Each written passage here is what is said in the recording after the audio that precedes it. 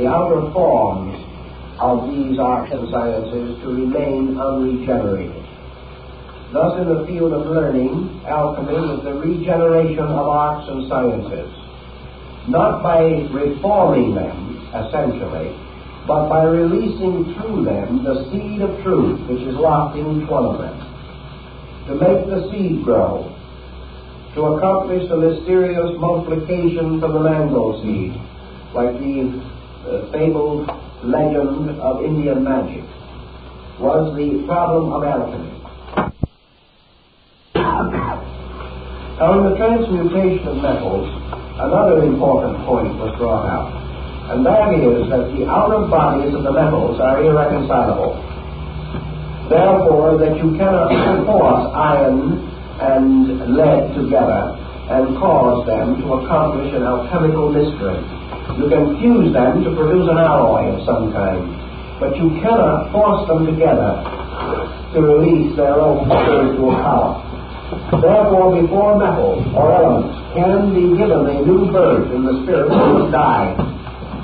And the death of elements, the destruction of minerals, the complete elimination of the formal nature of the forms of things is part of the alchemical procedure.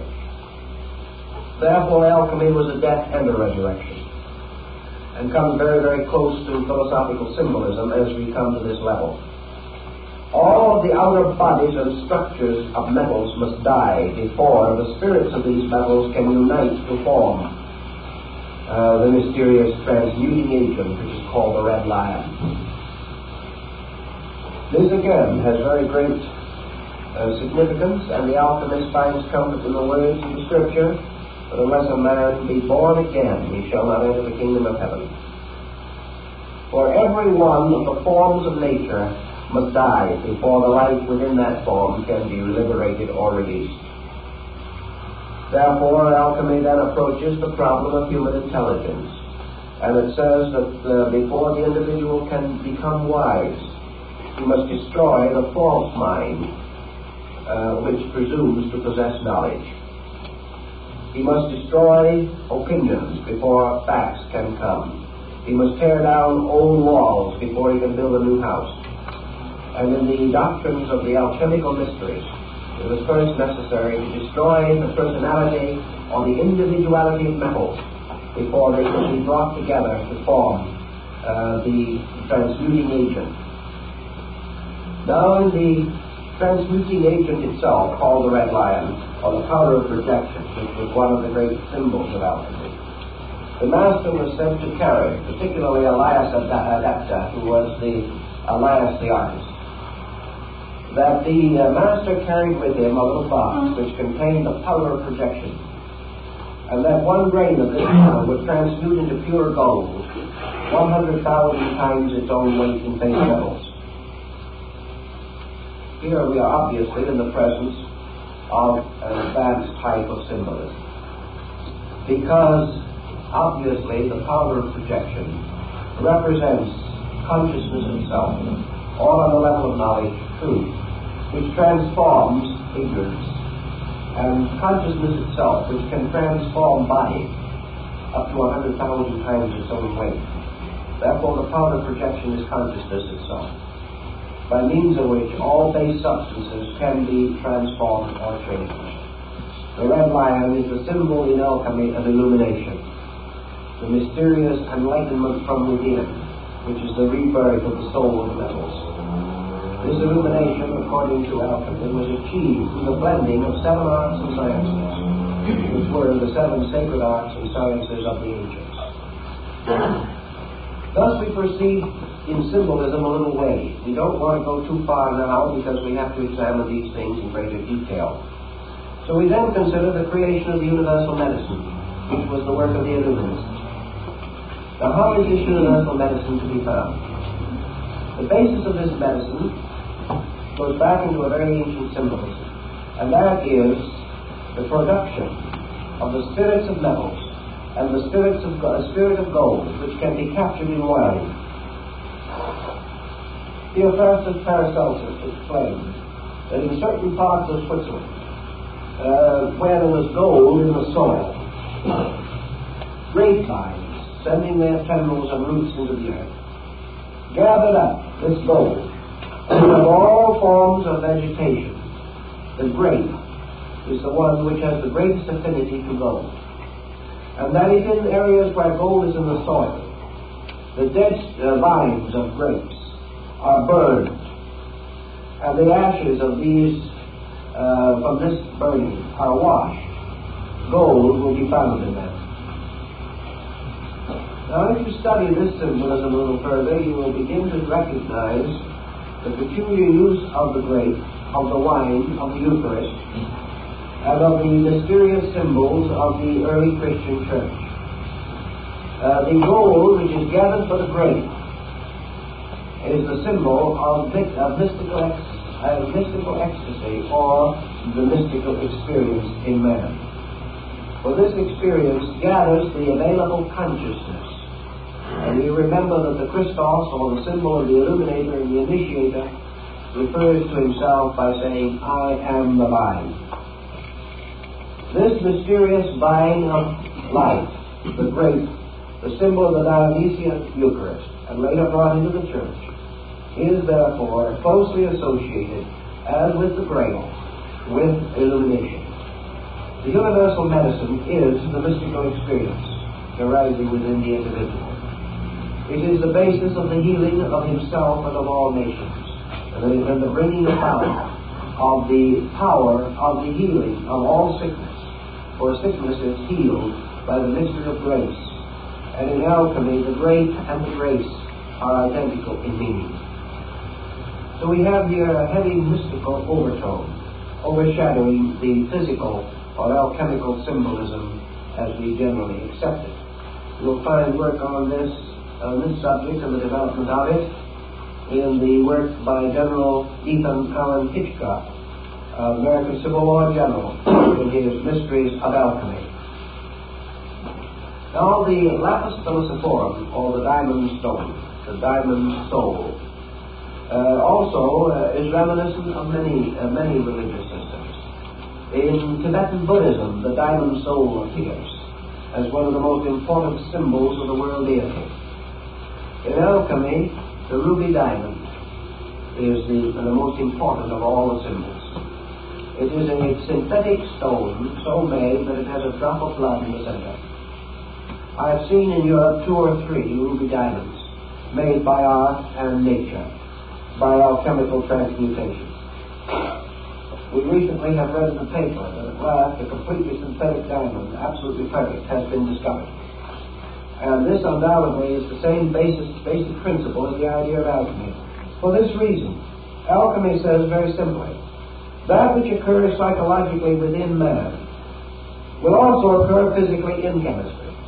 In other words, alchemy does not deny that base metals can be transmuted.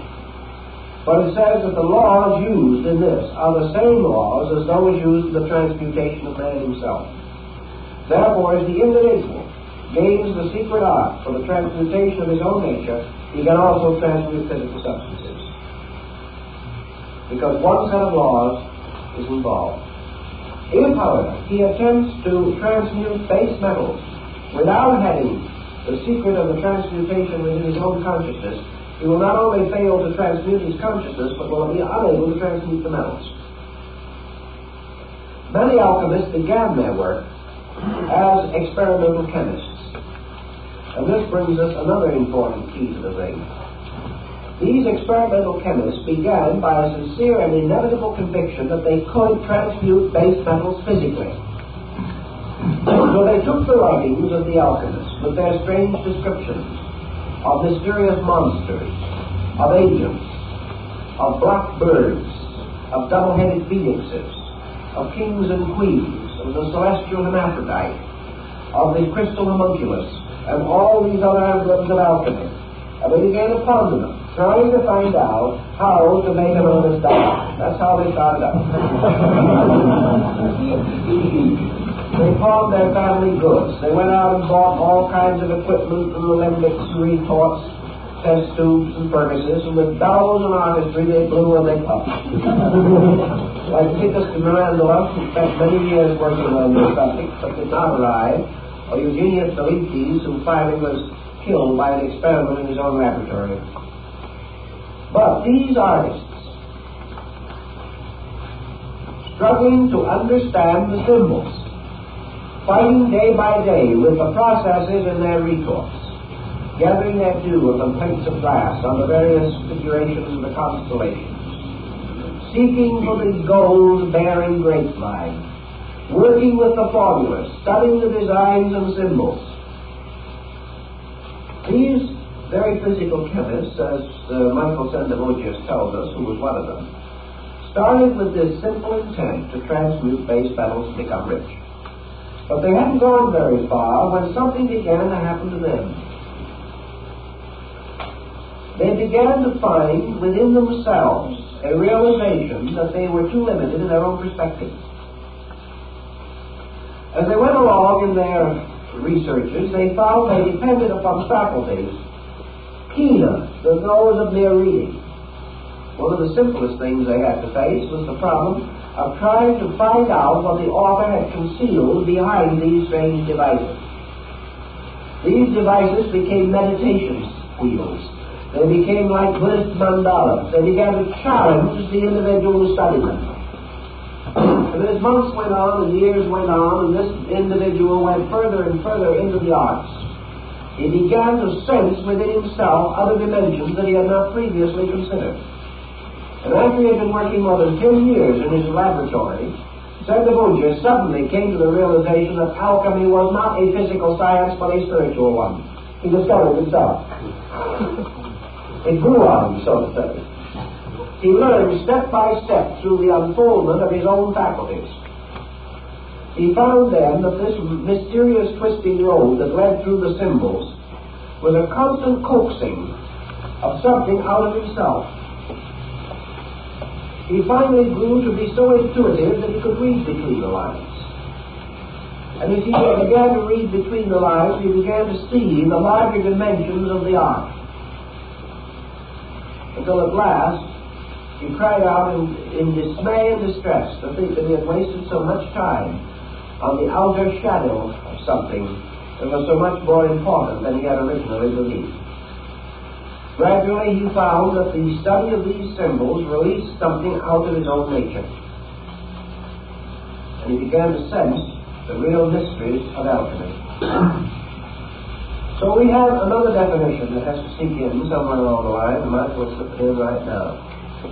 Namely, that the initiate is the intellect,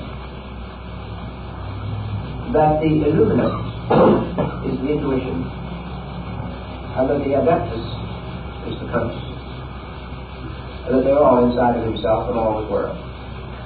That the alchemical adept is the mysterious power of consciousness operating through will and yoga, and that every human being is his own adept, and that Elias Artista, the master of the adept, who appears and disappears without leaving trace, coming when he is most needed, disappearing no one knows where, represents these flashes of consciousness by which the individual suddenly and briefly senses his own internal.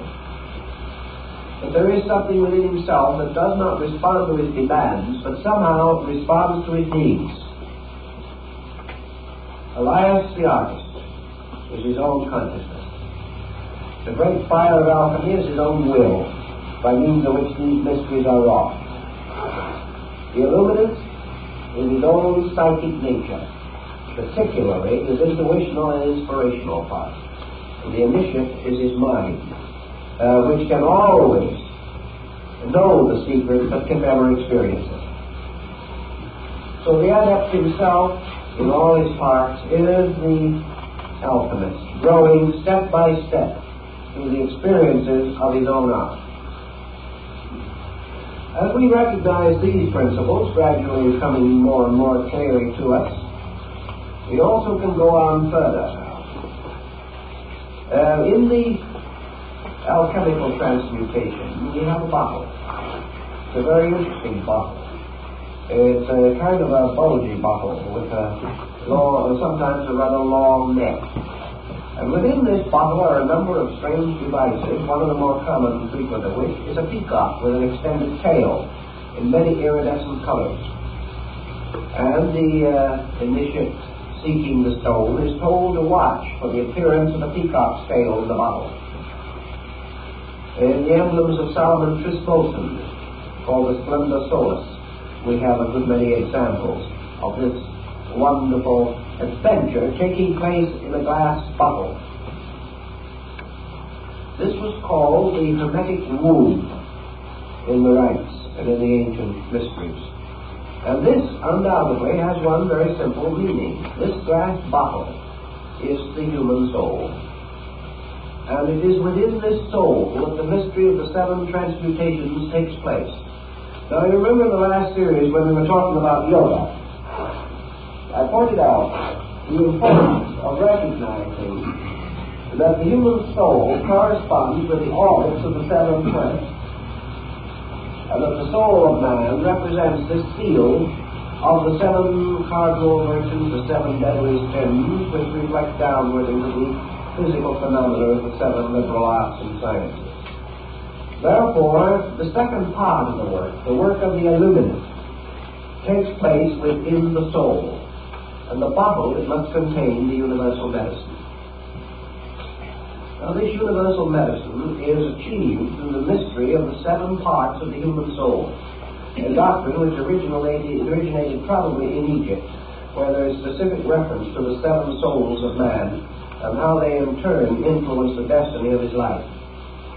Now, when we get up into the higher level of the Adepts, we also begin to see this cut diamond with its various facets and symbols. And the further we go into that diamond and the study of it, the closer we get to the great geometric solids of Plato and Pythagoras. The diamond is a symbol of a symmetrical geometric solid, the sign of the perfect form in nature. The diamond soul is itself, of course, a symbol of the universe. It is a symbol of consciousness. It is a symbol of spirit. It is a symbol of the perfect power which is released or made possible or available to man through regeneration. Now, all these different elements become more than mere hints. We must accept them as hints. We must work with them as best we can until we gain more and more knowledge of them. Now, also in alchemy, you have another mysterious symbolism which is called the ladder of the sages, or Homer's golden chain, which binds the ship of life to the pinnacle of Olympus. Homer's golden chain is a sequence of seven interlocking elemental symbols, by means of which spirit and body are united. The soul is therefore the symbol of union, and there comes out of this another great and important emblem, and that is the rise of the term Hermetic. Hermetic is associated with the later Egyptian divinity Hermes, who belongs to the period of the Gnostic revivals in North Africa, is a very mysterious being around whom the great vision of the Pymanderies of Hermes has been compiled. So we use the word Hermetic today to symbolize something that is sealed so that air cannot get in, as hermetically sealed jars or bottles. This is again a reference to alchemy. Hermes was the patron of alchemy, which was also referred to as the Hermetic art. Now, Hermes carries always the caduceus, or the winged staff. He's represented with wings on his heels and wings on his hat, and usually dressed somewhat in the garb of a Roman soldier. He's a kind of an effective-looking little fellow in his own way, but very few students have really given him a great deal of thought. Now, Mercury, in the old astrological symbolism, has to do with the intellect. And to a certain degree, it still has that relation in alchemy, because mind unites spirit and body. Mind is the link between man as an internal and man as an external being. So the mind man expresses into himself from environment, and through the mind man expresses the inner nature of his own consciousness. Thus mind is a common ground within himself. But the alchemists used mind much more in the sense that we use the psyche of the soul. For to them it included both male and female attributes. and represented a psychic field or pattern. And Mercury was therefore the common solvent or quicksilver by which all metals could be united or brought into synthesis. Mercury was the absorbing power, so that actually, according to their doctrine, the philosopher's stone was composed of the union of salt, mercury, and sulfur. Sulfur representing consciousness or spirit, salt representing earth or body, and mercury representing mind or the solvent. In this symbolism, using the Hermetic analogy, we come upon a number of very interesting and important parallels or elements, each of which we will gradually develop along with other symbolism. Mercury now emerges as something that unites or forms a common ground, absorbing into itself things otherwise irreconcilable. Let us try to understand that in terms of human experience, in something that is familiar to us. What is there about us as beings, or what faculty or power do we possess by which we can reconcile opposites, by which we can bind together through experience things held differently or regarded as irreconcilable in nature or quality? What is this most mysterious and absorbing agent? The Greeks and later the Hermetists and the Alchemists declared that the psychic field of man was capable of accepting from above spiritual powers and reducing them to the level of mind and emotion, and that this also, the soul, was able to cause bodily elements and external phenomena to ascend into this middle zone and be absorbed into soul quality, so that the soul was the common denominator, the link, the common field into which both spirit and matter passed, and in which they seem to die, to be reborn again as one body or being. So we can say that in the Hermetic allegory, consciousness, which is the spiritual power, descending into the field of Mercury or into the soul, manifests itself as intellect and intuition, whereas bodily elements or energies ascending into the soul also took on an attribute or aspect of intellect and intuition, so that they took on an overtone and were reconciled in this field, and that therefore man, through a kind of experience within himself, achieved an alchemy in which he transmuted the opposites of his own nature and caused them to become one being within the sphere of soul power. So we have the formula very simple. We have the king and queen, which are spirit and body, or God and nature, producing the homunculus, or the crystal creature, which is man. Man, therefore, is Hermes. Man is the unifier. Man is the personification of the principle of the Hermetic medicine. In man, heaven and earth are mingled. In man, the divine and the human are brought together in one structure. In man, all opposites of nature meet. And in man, in his own nature and in his own existence, in his own attitude, the creation of the diamond soul is made possible. Thus Hermes or Mercury is man. Man composed of certain powers and faculties, particularly the 7 powers of the soul. These 7 powers of the soul being the basis of the harmony or synthesis by which the divine and the human, or the divine and the mortal, are brought together. Thus man becomes the potential alchemist. So we have in the old symbolism heaven, earth, and the alchemist. Now we find many such symbols. Heaven represented as a divine being. Earth represented as a wonderful fecundity of life. The king and queen again. Holding between them man, who is the potential adept, who is the potential redeemer of all things and the transmuter of the universe in which he is placed. Now this heaven-earth man being begins to bring another point into consideration. which we have in alchemy. So we have a trinity of terms which are to be found in certain of the old alchemical ABC books, as they are called, the abecedarian writings of early alchemy. And here we have God, nature, and art. Now, alchemy was called art. And it was called art in a definition which says, an art perfects nature. Alchemy says there are no miracles to be performed by art. Art merely anticipates nature and achieves its greatest work by becoming a handmaid of nature. Bacon, the English philosopher, refers to art as the power to perfect nature through intelligent cooperation. So art becomes the symbol of alchemy. In nature, all things are growing. All things are unfolding their life. And all things are moving inevitably and victoriously towards perfection, or towards the state of pure and complete being. But the path is slow, the means are continuous, and the achievements are imperceptible at any given time.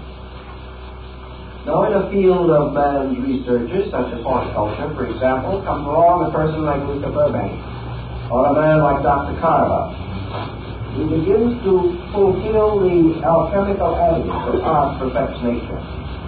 Burbank became a great student of plant life, and he finally learned how to use the laws governing plant life to hasten the growth of plants.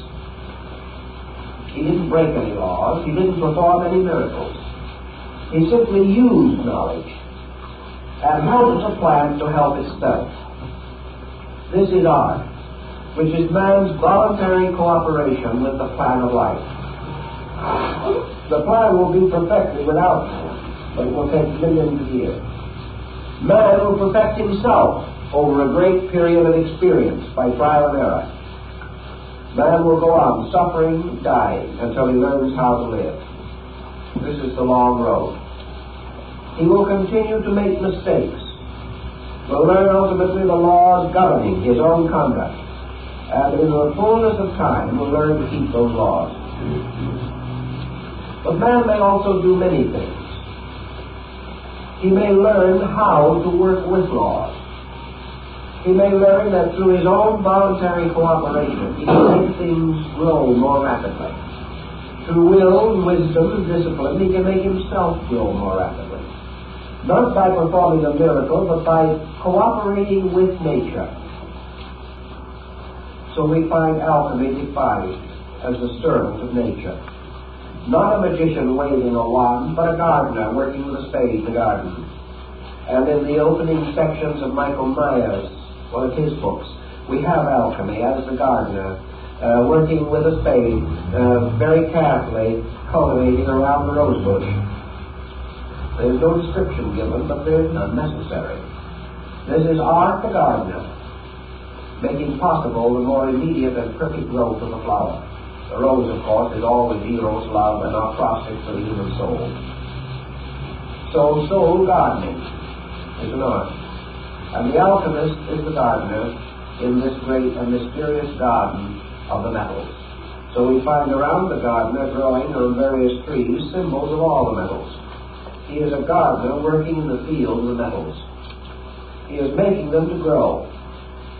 The artist also is the gardener working in the garden of his own soul, making it to grow, releasing the seven powers and faculties which are exoterically represented by the seven senses of man, unfolding all the potentials there, keeping faith with the law, making the law to reveal itself through working with it, through following its own rules, and causing the law to fulfill itself more immediately through obedience. Another symbolism appropriate to the idea is the gardener weeding his garden. He has valuable plants there which he wishes to protect. Therefore, he takes away the weeds. He fertilizes the ground. He cultivates it and makes it possible for his precious plants to grow better. Now, also, we find the garden sometimes symbolized as a little fenced-in enclosure. in which, as like as not, you will find two animals, a lion and a unicorn. Now, we all remember the good old earthly rhyme, the lion and the unicorn fighting for the crown. You'll find that the lion and the unicorn, for instance, are the supporters of the crest of Great Britain, the British Empire. The unicorn is a very wonderful creature, with one horn in its forehead, made like a horse. But the unicorn is a very, very sensitive and delicate animal, and always likes to be around kindly people. The unicorn will very patiently and lovingly follow the mysterious virgin of the world, Sophia, who is the only one that can put a bridle on it. This is a very interesting bit of symbolism also, because what is one horn but one pointed? And what is one pointed except will or consciousness itself? Therefore, the unicorn represents the power of will, the conscious will of the individual. The lion, of course, the red lion, we know to be the symbol of the mystery or of the great power of transmutation or corruption. We know that the lion in this case represents wisdom. So will and wisdom captured in a garden can accomplish great and wonderful things. Because the struggle of will and wisdom seeking for the crown, of course the crown is Keter, the symbol in Hebrew Kabbalah of the supreme power, of the supreme reality of all things. The crown of power and rulership. There are many uses of alchemical symbolism in other departments of living. We also find, for example, in the alchemical doctrine, constant references to various symbols used in the Bible. We find, for instance, that the complete transmutation and the production of the mysterious universal medicine is believed to be contained within the Canticles of Solomon. In other words, the song which is Solomon's contains the complete formula for the production of universal medicine. And the alchemist can break it down and show you word for word, line for line, how that follows through the various researches and various cycles of transmutation. Another very important alchemical formula is said to be concealed in the Lord's Prayer. Now, the alchemists who recognized that that is true were telling two stories at one time. They were telling that they had found that the Lord's Prayer was an exact example of psychic chemistry. But they were also telling you that the end of psychic chemistry was the achievement of the spiritual state represented by the Lord's Prayer. It worked both ways. And that also that the state of holiness or piety, or the state of prayerful contemplation of reality, was the alchemical transmutation. That the transmutation of fear into faith, for example, was the overcoming of the black symbol of vitriol. All these things worked out on moral and ethical levels. The only difference between them and our general concept of knowledge lies in the exactitude of the symbol. For example, the alchemist says that the sun in the air, in the sky, that is represented in the earth by gold. Therefore, that the gold and the sun are the same thing exactly in vibratory principle. That the gold in the earth and the sun in the sky are polarized to the pulse point in the human heart. And therefore, that the human heart, the sun and gold, are all in sympathetic ratio to each other. And that they are of an identical and proper nature. And that they have certain powers in common. Dr. Rudolf Steiner, in his researches in Switzerland in connection with the use of the talismanic metals of the ancients in healing disease, discovered what we have also learned later by other means, namely that potable gold, or what we might term biological gold, is a heart remedy. And that a syllable gold goes directly into the walls of the heart.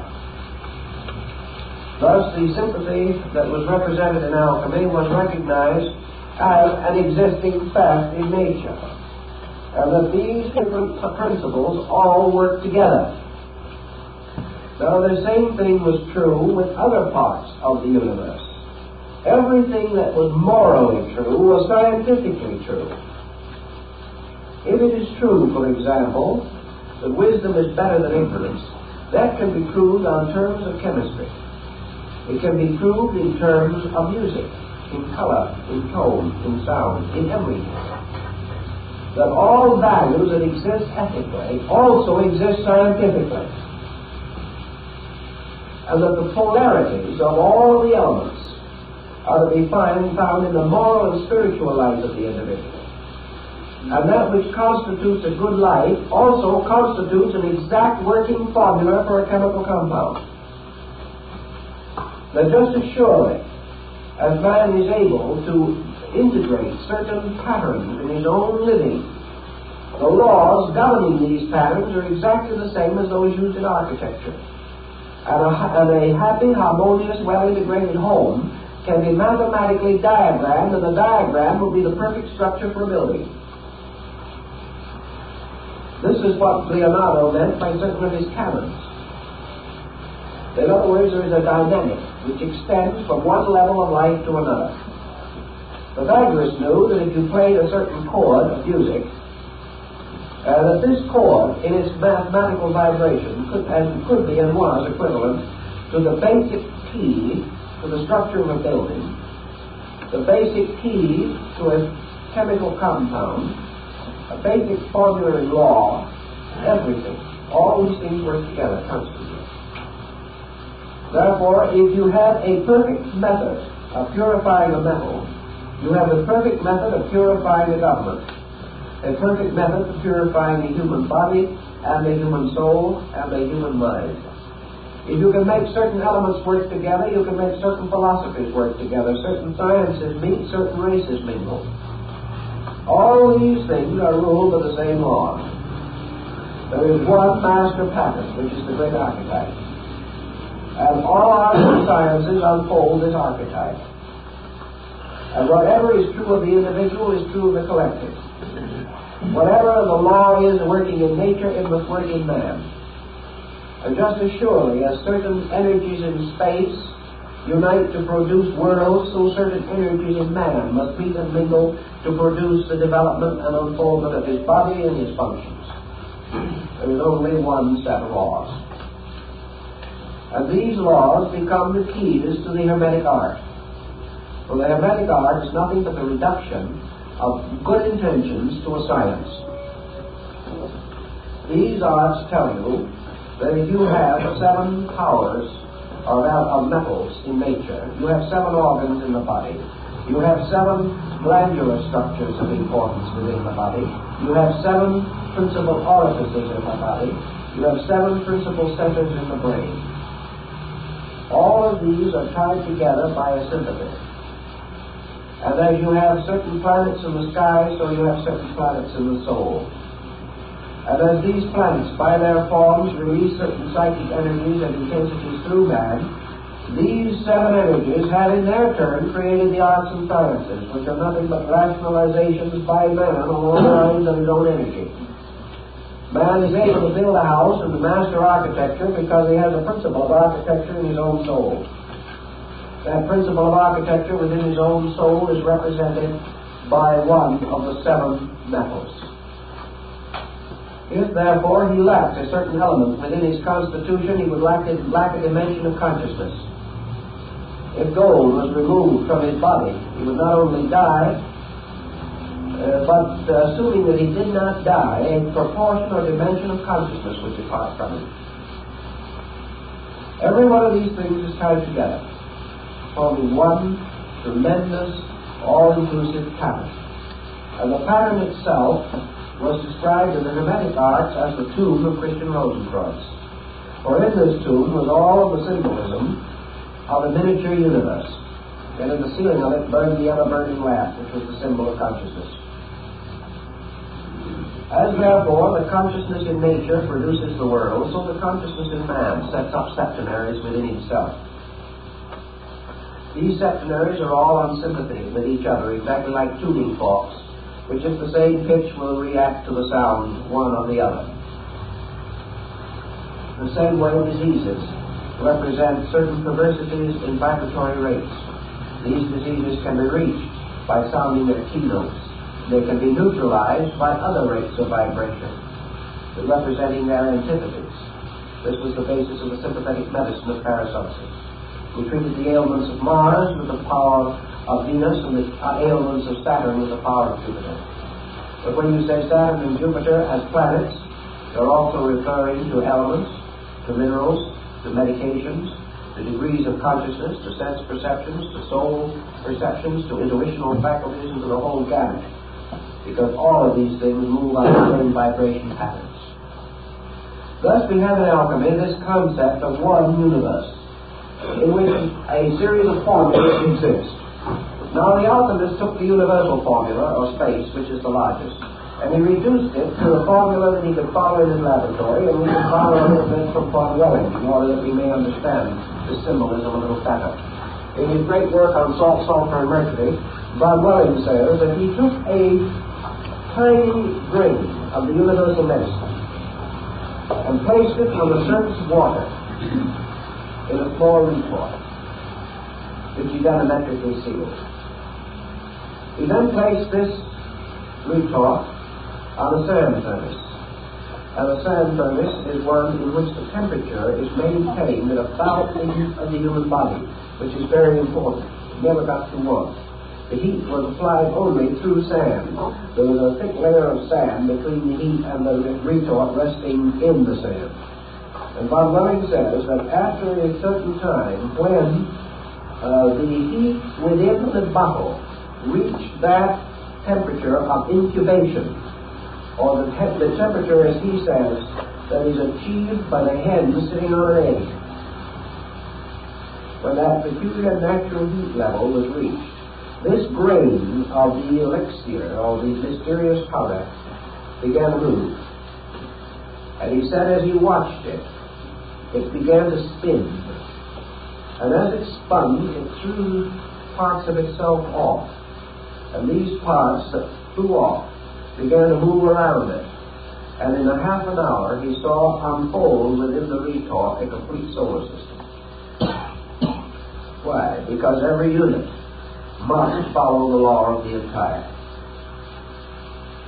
Now, if he had used a different level of analogy, he could have taken that same grain, placed it within another type of bottle, with another group of elements to work with, and under the same heat and length of time, this grain of the eternal elixir would have begun to move in a different direction, would gradually have taken the whirling proportions of the human embryo and would have ultimately developed into a human body called the homunculus.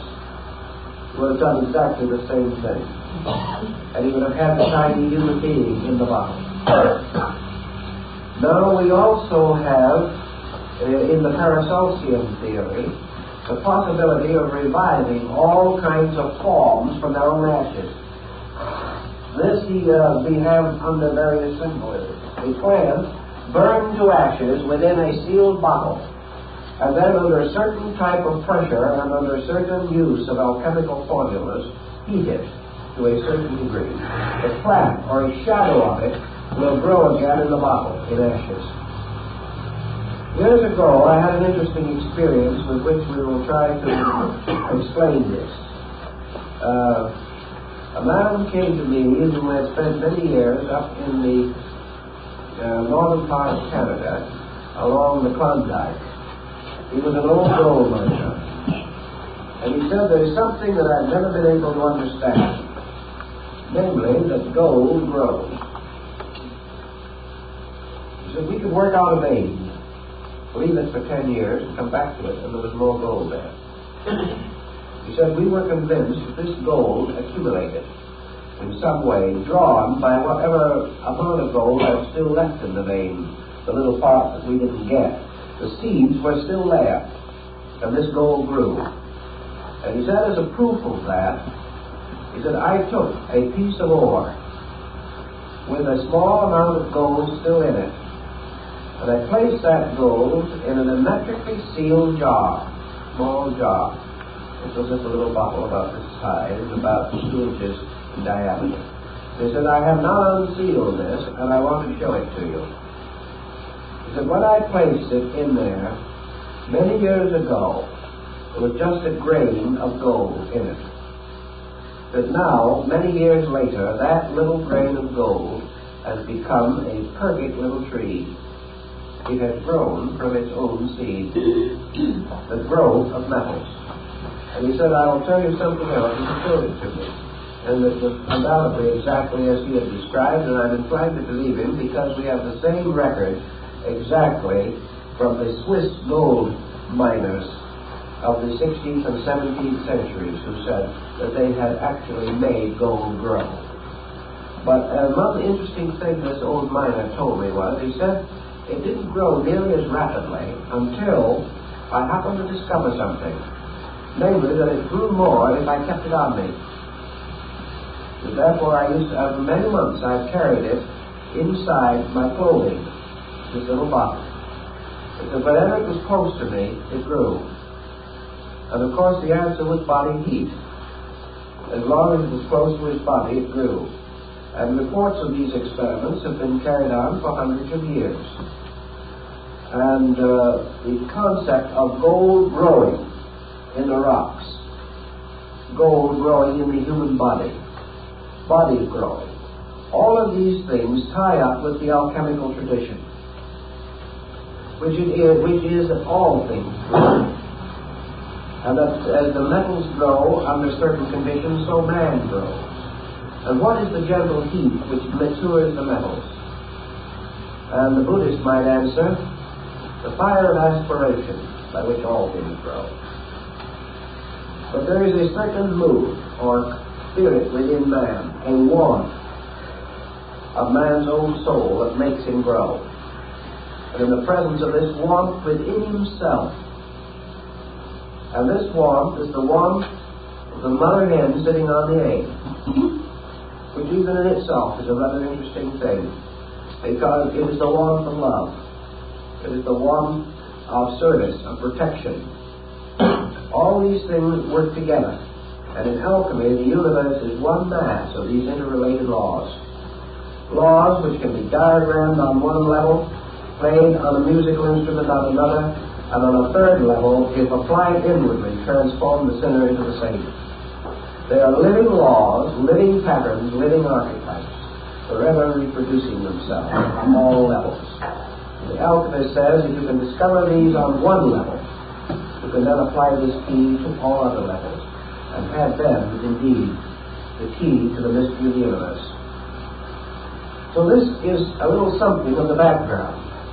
And from that, we must go on with the psychology of this, or the science of it, and I'll try to show you as we go along the symbols, the artistry, the books, the manuscripts by which this symbolism, this concept is unfolded. And it is the great hermetic allegory, or the great law of analogy. As above, so below. As with the lesser, so with the greater. All things differing in multitude and magnitude, but all identical in the great pattern of vital principles that sustain them. To know these principles, then, is to be the magician, to be the master of all things by knowing the laws and obeying the laws. And art is man's learning to obey, his constructive and wonderful ability to take these principles and amplify them so that they work more rapidly and perfect themselves more perfectly. Man working with law, therefore, is the master alchemist. And if he works with the law works for him, as he sees things grow and multiply in days, months, or years, which might otherwise require ages, unless they receive the cultivation of the hermetic gardener. This is the concept on which we must later build the more detailed account of the alchemical procedures. Now our time is up for tonight, and I'd like to make one